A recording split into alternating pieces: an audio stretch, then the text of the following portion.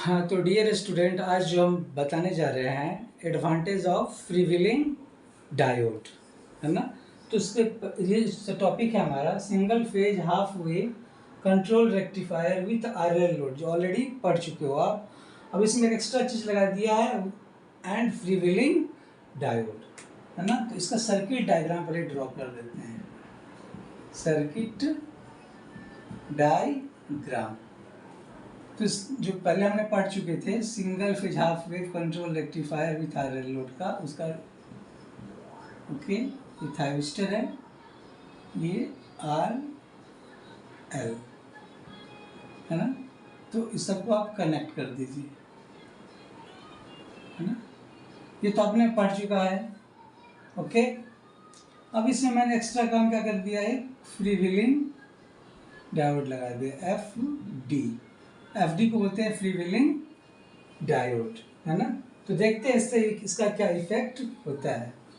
तो ये जो वोल्टेज हमारा क्या है, Vs, ये क्या हो गया, थायोरिस्टर वोल्टेज, और यहाँ से यहाँ तक जो वोल्टेज हो गया ये लोड वोल्टेज है।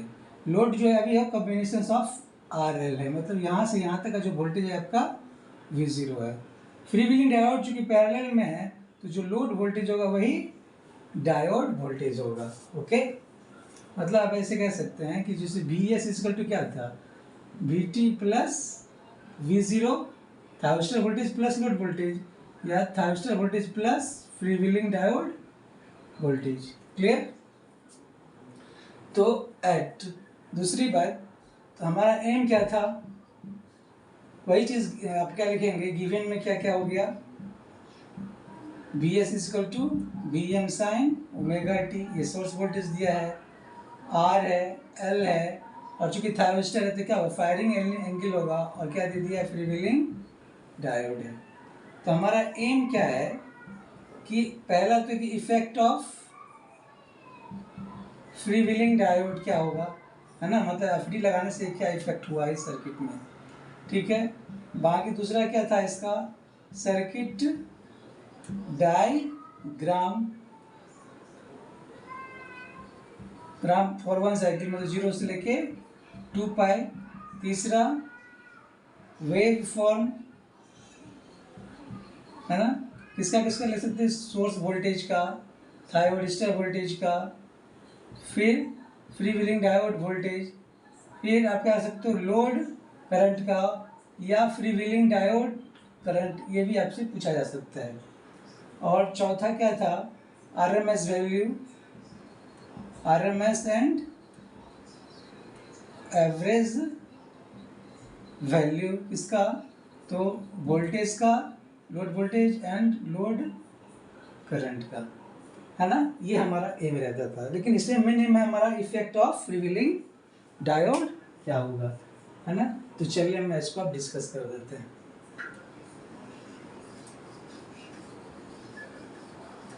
ओके, चलिए एक चीज़ बताओ कि जैसे आप इंडक्टर का यूज़ क्यों करते हैं, है ना। उससे पहले थोड़ा सा मैं आपको एक हिंट दे देता हूँ कि जैसे ये मान लो ये एसी वोल्टेज है, और एक आपका बल्ब है, ये जो रेजिस्टेंस है ना, ओके, Vs, और ये रेजिस्टेंस एक बल्ब है, ये आपका लोड वोल्टेज, बल्ब का वोल्टेज है। तो यहाँ पे क्या होता था, बेसिक इलेक्ट्रिकल में पढ़े होगे, ये जो लोड वोल्टेज वही हो का जो ग्राफ होगा वही जो सोर्स वोल्टेज है, क्योंकि दोनों पैरेलल में है। तो Vs और V0 क्या होगा, यहाँ पे दोनों सेम होगा।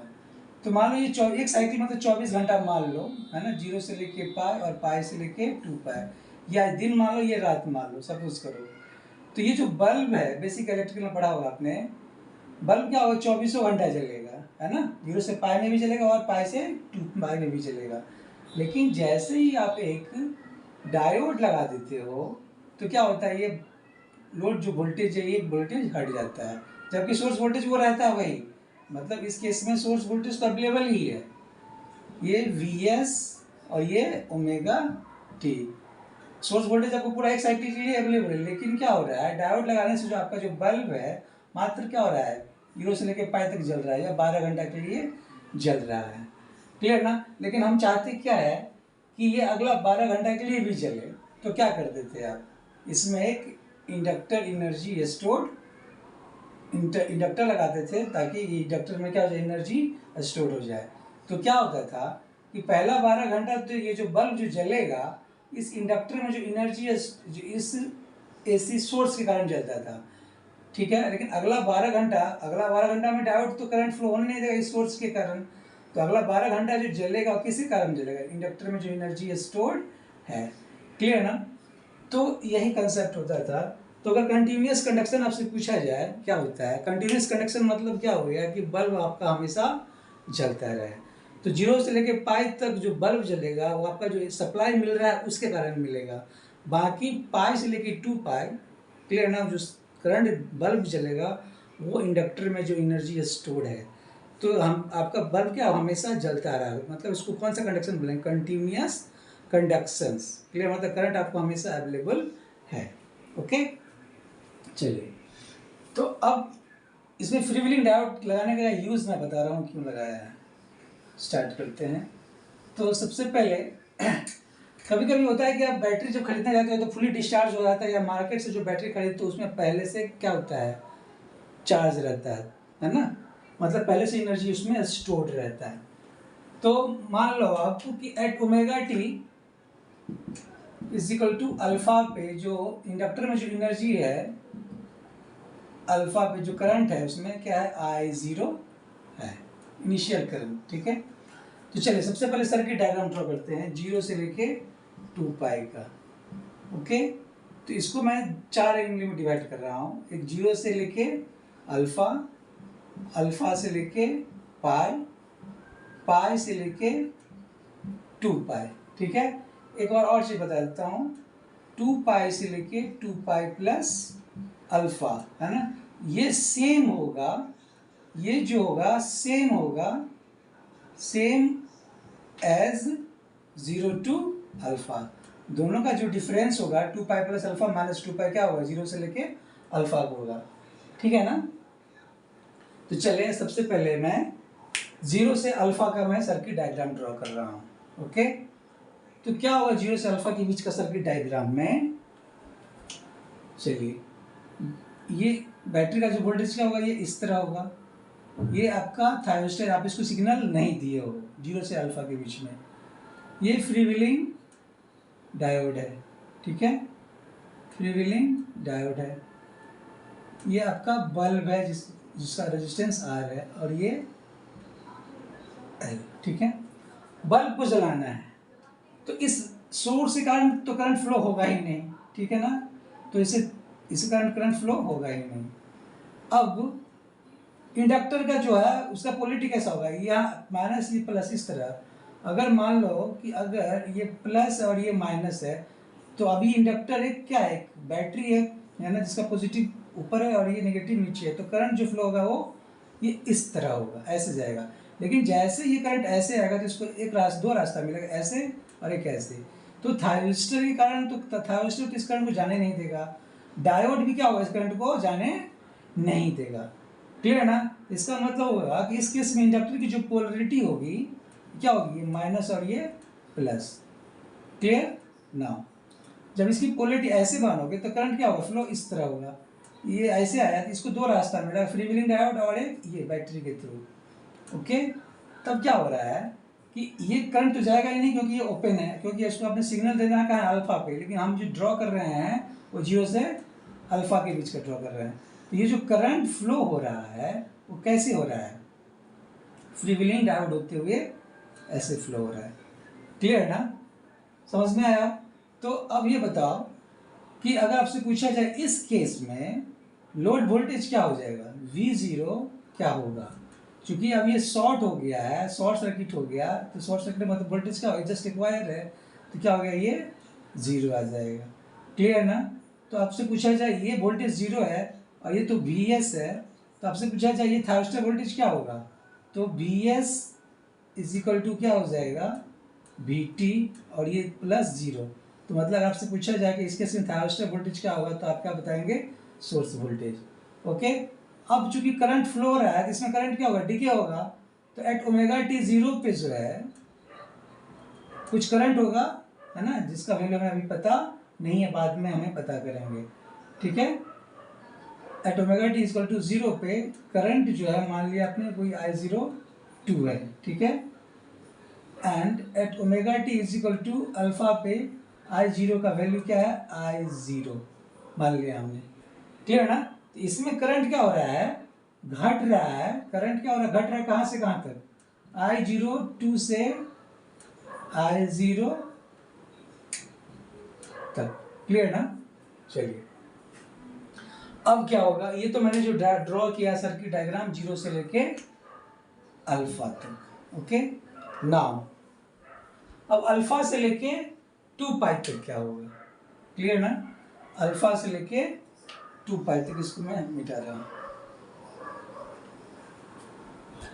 तो अल्फा से लेके 2 पाई, ओके, क्या होगा डायग्राम, ये पॉजिटिव ही रहा, सिग्नल आपने सॉरी अल्फा से लेके पाई तक इसको मैंने ऑन कर दिया। ये आपका फ्री व्हीलिंग डायोड है, ठीक है, ये R, ये L, ठीक है, ओके। अब क्या होगा कि अल्फा पे जैसे ही होगी, जैसे अल्फा तक करंट इसमें फ्लो होगा, अल्फा के बाद क्या हो गया, थायरिस्टर ऑन हो जाएगा। तो अब जो करंट फ्लो होगा क्या होगा, इस बैटरी के कारण, इस बैटरी कारण जो करंट फ्लो होगा, अब इसको दो रास्ते, ये रास्ता और एक ये रास्ता मिला है ना। तो ये रास्ता से करंट फ्लो नहीं होगा क्योंकि ये डायोड इसको जाने नहीं देगा, क्लियर ना। तो अब इस रास्ता से जो करंट फ्लो होगा तो बल्ब भी जलेगा और साथ साथ इंडक्टर में एनर्जी स्टोर होगा। तो इनिशियल इसमें एट ओमेगा टी अल्फा पे जो करंट क्या था I0, अब क्या होगा पाई पे तब जाएगा, जैसे करंट मान लिया I01, ये एट अल्फा पे है और ये एट पाई पे, क्लियर ना। तो अगर आपसे पूछा जाए सर्किट डायग्राम क्या होगा अल्फा से लेके पाई तक, तो आप ये इसका सर्किट डायग्राम हो गया। तो ये बताओ लोड वोल्टेज ये है, तो लोड वोल्टेज यहाँ पे जो है थायरिस्टर वोल्टेज क्या हो जाएगा, VT क्या हो जाएगा 0। तो लोड वोल्टेज क्या होगा VS के बराबर, क्योंकि VS इक्वल टू क्या होता है थायरिस्टर वोल्टेज है ना प्लस लोड वोल्टेज। तो लोड वोल्टेज थायरिस्टर वोल्टेज 0 है, तो लोड वोल्टेज क्या हो गया VS हो जाएगा। तो और इसमें पूछा जाए करंट क्या होगा, इंक्रीज करेगा या डिक्रीज करेगा, करंट क्या होगा इंक्रीज करेगा, कहाँ से लेके I0 से करंट इंक्रीज करके I01 पे आ जाएगा, क्लियर है ना। ये जो सर्किट डायग्राम मैंने ड्रॉ किया अल्फा से लेके पाई तक, अब पाई से लेके 2 पाई तक, क्लियर है ना। क्या होगा, अच्छा इसकी पोलैरिटी क्या होगी, प्लस और ये माइनस। पाई से लेके 2 पाई तक क्या होगी, बैटरी का पोलैरिटी क्या हो जाएगा, ऐसे चेंज हो जाएगा। मैं इसको यहाँ पे ड्रॉ कर देता हूँ, ओके।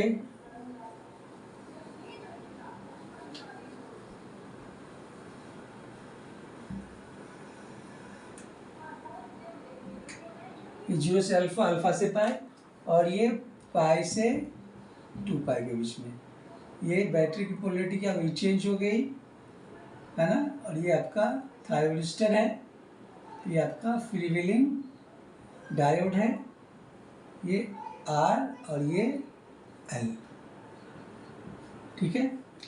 अब मान लो कि करंट बैटरी करंट, तो करंट फ्लो ऐसे हो रहा है, इसको दो रास्ता मिला, एक ये रास्ता और एक ये रास्ता मिला, तो दोनों करंट यहाँ पे आएगा, लेकिन ये क्या होगा, ये जाने नहीं देगा, थायरिस्टर इसको फ्लो होने नहीं देगा। इसका मतलब हो गया बैटरी के कारण करंट फ्लो नहीं होगा।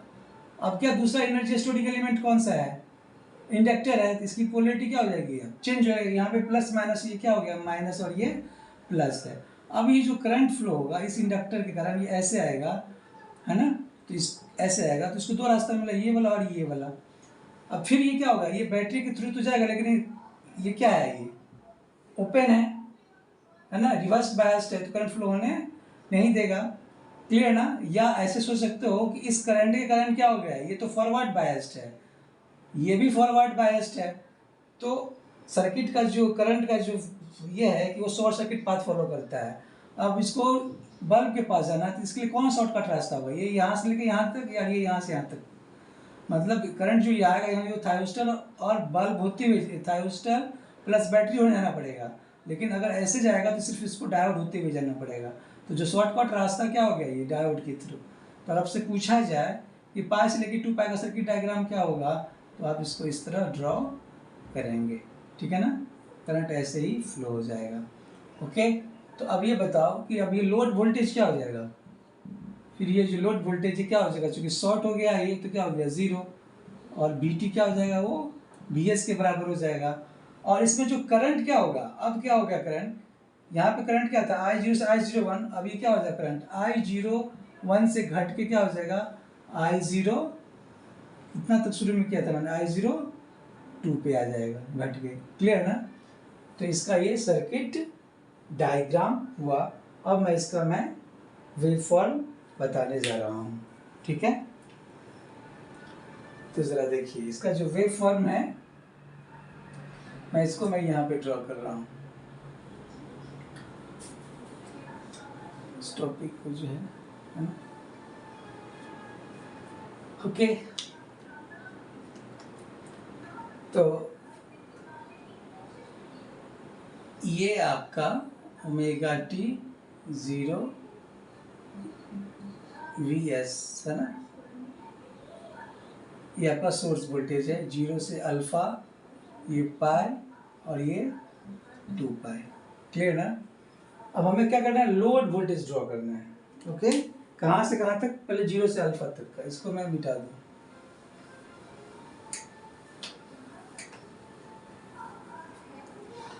तो अब क्या देखे थे, ओमेगा टी और ये लोड वोल्टेज, तो 0 से लेके अल्फा, ये पाई और ये 2 पाई। 0 से अल्फा यही था ना डायग्राम, ये वाला क्या था, 0 से अल्फा, 0 से अल्फा में क्या है, लोड वोल्टेज क्या है 0 है, तो ये 0 हो गया। ठीक है, अल्फा से पाई, ये अल्फा से पाई में क्या था, लोड वोल्टेज क्या है, जो सोर्स वोल्टेज के बराबर है। तो पहले इसको इस तरह ड्रॉ कर ले डॉटेड लाइन से, ठीक है ना। तो ये क्या हो जाएगा, सोर्स वोल्टेज, जिसको मैंने हटा दिया। ओके, फिर पाई से लेके 2 पाई, ये जो डायग्राम था पाई से लेके 2 पाई तक का, इसमें लोड वोल्टेज क्या हो गया 0 आ गया। ओके, क्लियर, ये आपका लोड वोल्टेज आ गया। थायरोस्टर वोल्टेज क्या होगा, है ना, चलिए बी टी ओमेगा टी, तो 0 से अल्फा क्या था, ये था 0 से अल्फा, बी टी क्या है, जो सोर्स वोल्टेज है, इसको मैंने इस तरह ड्रॉ कर दिया। तो 0 से अल्फा में डायग्राम क्या है, ये इस तरह यहाँ से है ना, इस पार्ट को मैंने हटा दिया। ठीक है, ये अल्फा, ये हो गया आपका पाई, फिर पाई से 2 पाई में आ जाओ, पाई से, और फिर पाई से 2 पाई में क्या था, सॉरी अल्फा से पाई, अल्फा से पाई क्या है, यही है ना, अल्फा से पाई में क्या है, वोल्टेज 0 है, थायरोस्टर वोल्टेज। क्लियर, फिर पाई से 2 पाई, पाई से 2 पाई ये है, इसमें क्या है, सोर्स वोल्टेज के बराबर है ना, ये क्या हो गया, सोर्स वोल्टेज। तो ये हो गया आपका सोर्स वोल्टेज, ये लोड वोल्टेज, और ये थायरोस्टर वोल्टेज। क्लियर ना। अब आपसे पूछा जाए कि करंट का ग्राफ क्या होगा, तो मैं आपका करंट ग्राफ मैं ड्रॉ कर रहा हूं।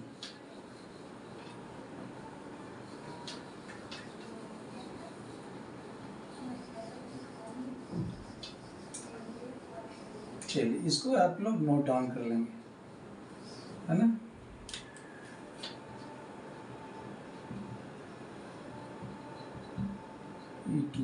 ओके, करंट का ग्राफ ड्रॉ करना है, ओमेगा टी और ये I0।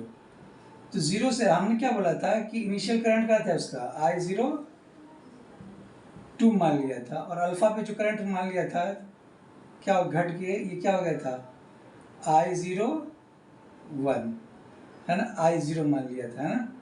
अब क्या हो गया था, ये अल्फा और ये पाई, फिर ये पाई अल्फा से लेके पाई क्या कर रहा है, करंट क्या हो रहा था, इंक्रीज कर रहा था, जिसका वैल्यू क्या मान लिया था मैंने I0 1।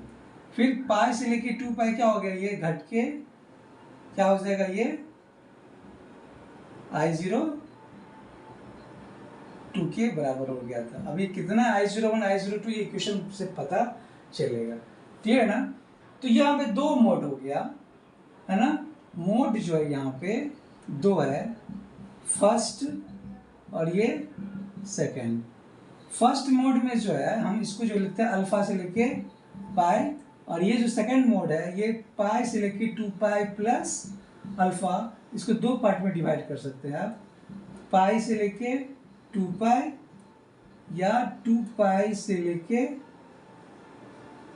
2 पाई प्लस अल्फ़ा, और इस सेम है किसके बराबर, 0 से लेके अल्फ़ा तक का। क्लियर ना? तो आपसे पूछा जाए कि अल्फा से लेके पाई में जो करंट फ्लो हो रहा है किसी कारण हो, सोर्स के कारण हो रहा है, और पाई से लेके 2 पाई और 2 पाई और 0 से अल्फा किसी कारण करंट फ्लो हो रहा है, तो वो इंडक्टर में जो एनर्जी स्टोर्ड है उसके कारण हो रहा है। ठीक है ना? तो ये जो अल्फा से पाई 1 है, ये क्या हो गया, मोड 1, ये क्या हो जाएगा, मोड 2, और 0 से अल्फा भी ये क्या है, ये मोड 2 है। क्लियर ना? ये इंडक्टर के कारण, ये भी इंडक्टर के कारण, लेकिन मोड 1 जो है अल्फा से पाई वो सोर्स के कारण करंट वेवफॉर्म हो रहा है। ओके, नाउ अब जब आपने पढ़ा होगा आरएल लोड, तो लोड वोल्टेज नेगेटिव आ जा रहा था, लेकिन फ्री व्हीलिंग डायोड लगाने से क्या हो गया कि आपको कोई भी इसमें नेगेटिव वोल्टेज नहीं आ रहा है। ठीक है ना? तो इस नेगेटिव वोल्टेज का मानने मतलब क्या हो गया कि अगर पॉजिटिव हुई है उसमें नेगेटिव भी आ गया तो जो नेट इफेक्ट होगा वोल्टेज का क्या घट जाता है ना? क्लियर? लेकिन इसमें नेगेटिव नहीं है तो क्या हो जाएगा, वोल्टेज क्या हो गया, पहले ही जैसा रहेगा, इम्प्रूव हो जाएगा। ओके, तो अगर आपसे पूछा जाए कि जैसे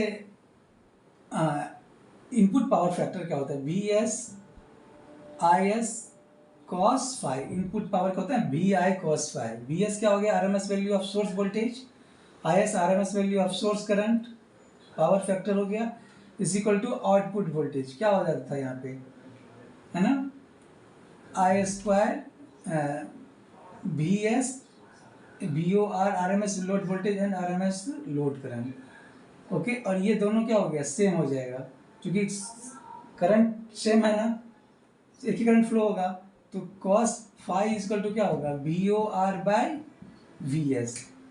क्लियर है ना? तो इसमें आप क्या देख रहे थे, जब आर एल लोड लगाए थे विदाउट फ्री व्हीलिंग डायोड तो उसमें नेगेटिव पार्ट भी आ गया था, लेकिन इसमें नेगेटिव पार्ट नहीं है। इसका मतलब ये जो वी ओ आर क्या हो गया, इम्प्रूव करेगा।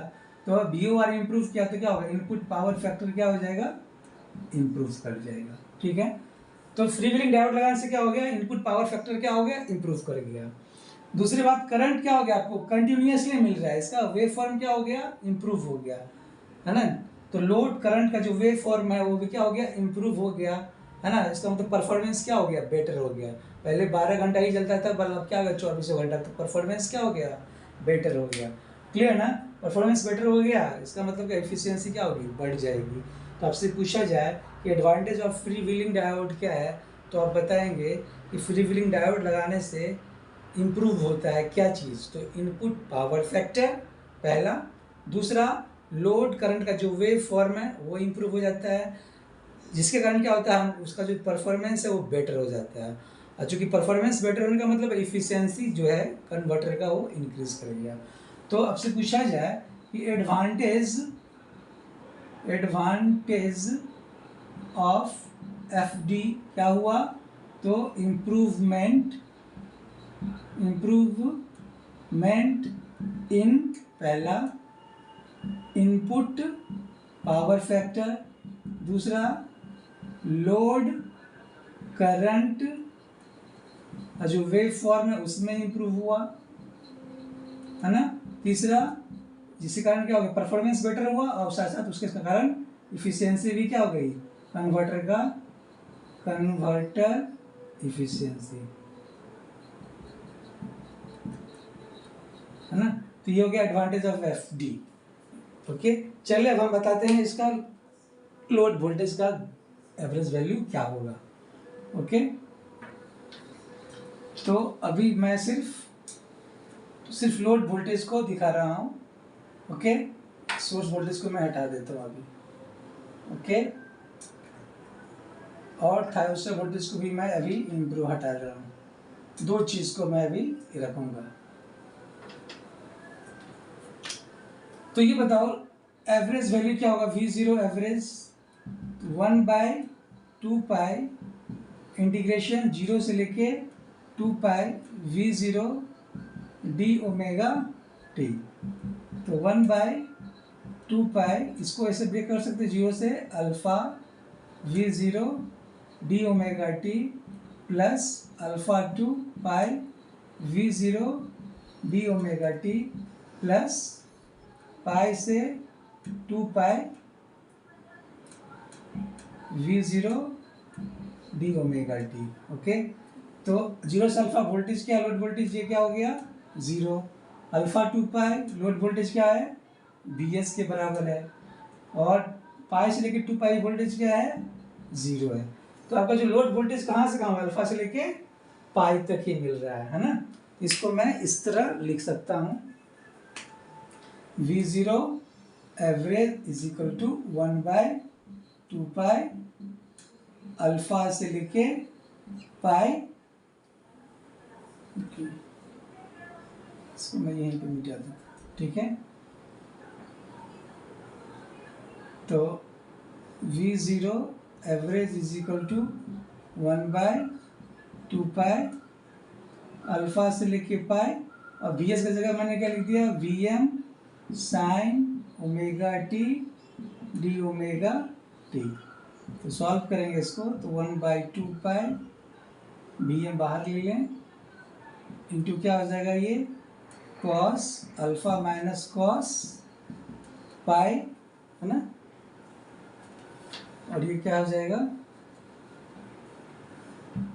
B M by 2 pi cos alpha minus cos pi कितना होता है -1, मतलब B M by 2 pi into 1 plus cos alpha, ये वी ज़ीरो एवरेज वैल्यू निकला, ठीक है ना। तो आई ज़ीरो क्या हो जाएगा वही V zero average by R, same है। इसका मतलब क्या हो गया कि फ्रीव्हीलिंग डायोड लगाने से वैसा ही बिहेव करेगा जो वैसा ही बिहेव करेगा जैसा वो रेजिस्टिव एलिमेंट था, इसमें सिर्फ आर एलिमेंट था, है ना। तो ये हो गया इसका एवरेज वैल्यू। चलिए अब मैं निकालता हूँ करंट के बारे में, इसको मैं मिटा देता हूँ। उसी तरह आरएमएस निकाल सकते हैं आप, V zero square average equal to, उसको मैं निकाल दूँ, चलिए उसको भाई मैं निकाल देता हूँ, ठीक है। तो डायरेक्ट लिख देते हैं, इसको बाद में मैं लिखता हूँ। तो आरएमएस क्या होगा इसका direct V zero square RMS is equal to 1/2 pi, direct लिख देते हैं अल्फा से लेके पाई वी स्क्वायर क्या होगा वो V square M sine square omega T D omega T. Solve करेंगे ये, तो V square M by 2 pi into 1/2 pi minus alpha minus 1/2 sine 2 pi minus sine 2 alpha power, ये हो गया। अब ये क्या हो जाएगा V square M by 4 pi pi minus alpha minus sine 2 pi क्या होगा 0 होगा, तो ये 0 ये माइनस माइनस क्या होगा प्लस 1/2 साइन 2 अल्फा, इसलिए V O R M S कितना हो जाएगा B M by 2 root under pi pi minus alpha plus 1/2 sine 2 alpha का पावर 1/2। ये R M S load voltage आपका कैलकुलेट हो गया, ठीक है। चलिए नेक्स्ट पॉइंट क्या था, करंट का एक्सप्रेशंस, है ना। तो चलिए इसको मैं मिटा दूँ, ओके। अल्फा से लेके पाई तक में करंट का जो एक्सप्रेशन मैंने बताया था, ये चीज़ क्या था 0 अल्फा से पाई, अल्फा पे करंट क्या था I0, है ना। पाई पे ये बढ़ के क्या हो गया था, ये हो गया था I0 1, फिर ये 2 पाई पे इसको मैंने क्या किया था मान लिया था ये आके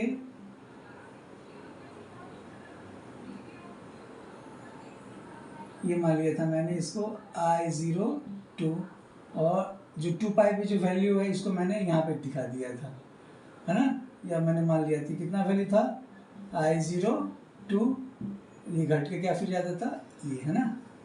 चलिए,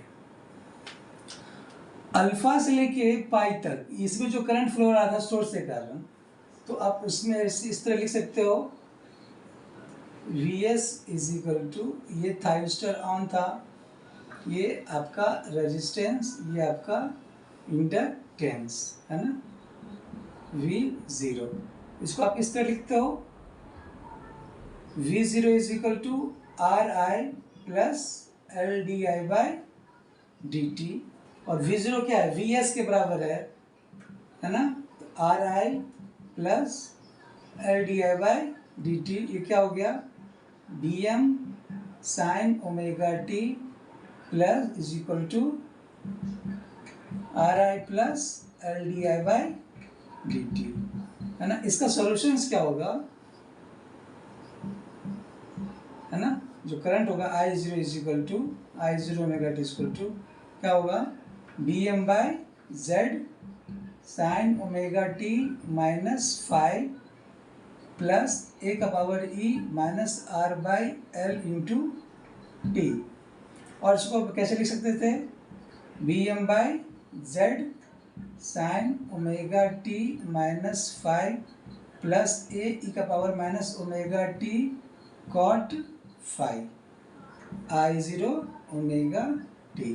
ओके, इसके बारे में ऑलरेडी मैं डिस्कस कर चुका हूँ, जहाँ पे जेड क्या था, R square plus X square है ना, और एक्स क्या है, ओमेगा एल, और टेन फाइव क्या लिखा था मैंने, एक्स बाई आर।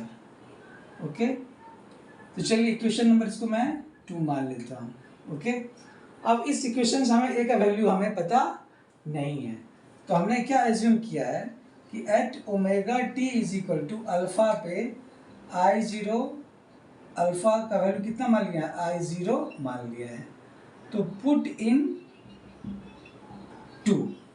ओके, हाँ थोड़ा सा टाइम टेकिंग है तो, लेकिन समझ में आ जाएगा आपको, है ना।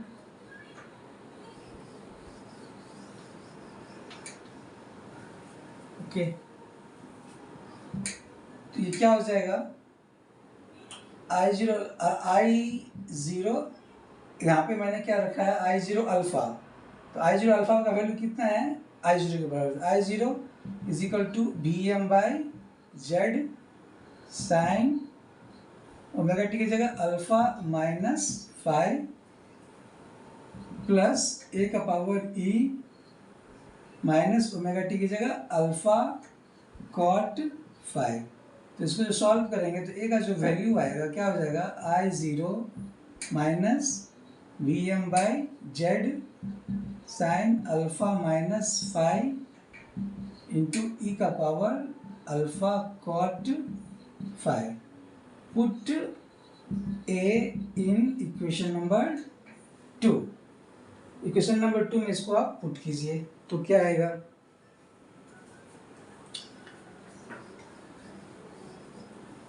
है ना, तो क्या हो जाएगा, I0 ओमेगा टी, ये इक्वेशन नंबर 2 है, क्या लिखेंगे, Bm by Z sine omega T minus five plus, अब ए का वैल्यू ये आया है तो इसको उतार दीजिए, तो I0 minus Bm by Z sine alpha minus five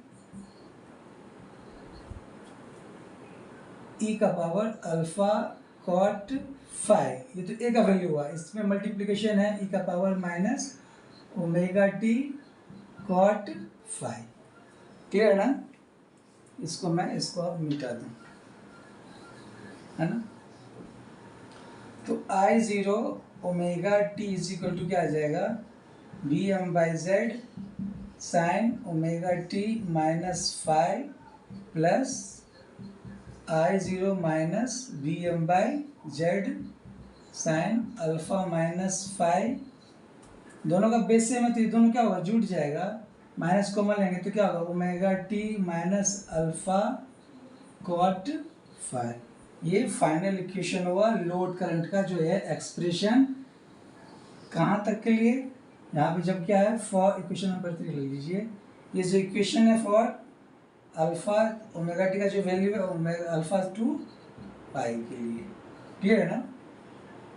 तो अगर आपसे पूछा जाए कि पाई पे क्या वैल्यू होगा, तो हमने क्या एज्यूम किया था, at omega T equal to pi पे वैल्यू I0 1, है ना?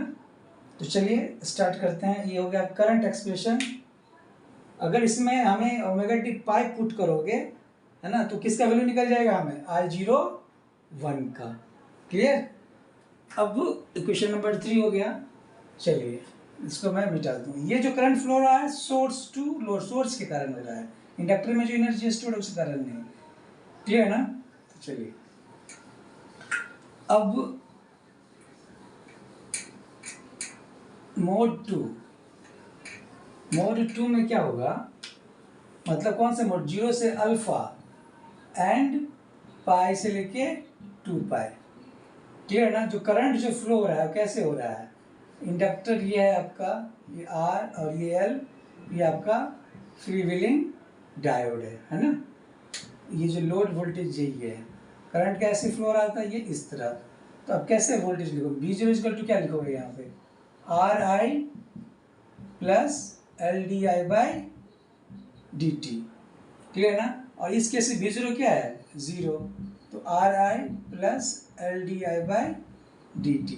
तो इसका जो सॉल्यूशन इक्वेशन नंबर ये 4 मान लो, इट्स सॉल्यूशन क्या होगा, इट्स सॉल्यूशन क्या हो जाएगा, I0 का वैल्यू क्या होगा, a e का power minus r by L into T.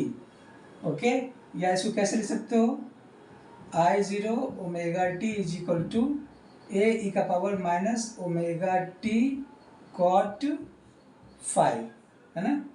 चलिए अब जान रहे हो कि at omega T is equal to pi पे, है ना, I0 पाई का वैल्यू कितना माना मैंने, I0 1।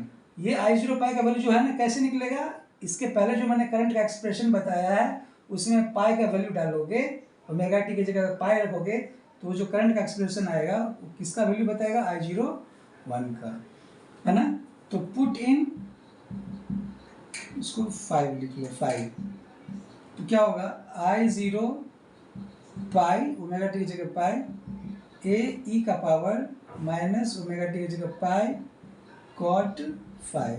और I0 पाई का वैल्यू कितना है, I0 1, ए का पावर माइनस पाई कॉट 5, इसलिए ए का वैल्यू क्या हो जाएगा, है ना? यहाँ पे मैं इसको A1 लिख देता हूँ ना, क्योंकि सेम चीज़ वहाँ लिखा है अपने कॉन्स्टेंट, A1 क्या हो जाएगा, I0 1 ई का power pi cot 5, put A1 in 5। इसी क्वेश्चन में पुट करोगे तो क्या आ जाएगा, I0 omega T is equal to I0 1 ई का power pi cot 5 into, A1 का वैल्यू है, इंटू ई का power minus omega T cot 5। तो ये क्या आ जाएगा, सॉल्व करोगे तो, है ना?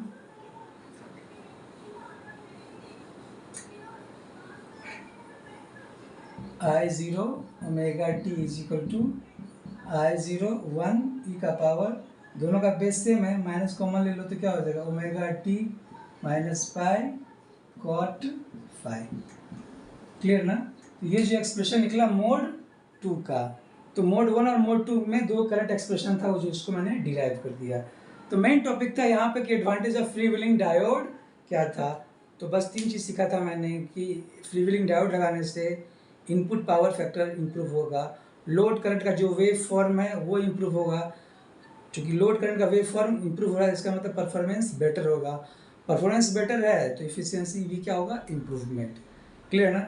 चलिए नेक्स्ट क्लास में और क्वेश्चन बताऊंगा। Thank you.